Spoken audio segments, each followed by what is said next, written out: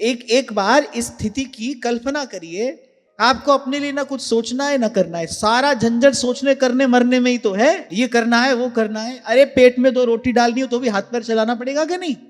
एक समय पेट भरना हो तो भी हाथ पैर चलाना पड़ेगा। तुम बोलो मांग के खा लेंगे तो मांगने तो जाओगे, हाथ तो पसारोगे किसी के आगे। किसी द्वार पर गाली मिलेगी, किसी पर धक्का मिलेगा, कहीं जाकर 2 रोटी मिलेगी, वहां कौन सा मेहनत नहीं करनी पड़ेगी? और आप सेवक की स्थिति का विचार करो, उसको अपने लिए कुछ करना तो दूर की बात, उसको अपने लिए कुछ सोचना भी नहीं है। आप बड़े कर्म योगी जो होंगे वो हमारी बात पर लगाएंगे बहुत बड़ा प्रश्न चिन्ह, और वो कहेंगे हैं ऐसे थोड़ी होता है, कर्म तो करना ही पड़ता है, तो करो। यही तो नारद जी कह रहे हैं, बोले राजा तुम जिसे कर्म कह रहे हो, जिसको कल्याण का साधन मानते हो, तुमको लगता है कि इसको करके सुख मिलेगा, बोले यही तुमको बार बार संसार रूपी दुख में डालने वाले हैं। परसों सुना रहा था मैं आपको, महात्माओं की बात है, सीधी सरल शब्दों में काम की बात कहते हैं। कहते हैं 2 काम करेंगे भाई हम तो, हरि को भजन, बोले पेट को धन दो, बोले और करे सो मूर्ख अंधो। इसलिए यदि वस्तुतः सुख पाना है तो इस दिशा में उठाया गया सबसे पहला कदम यही है, प्रभु का विश्वास करिए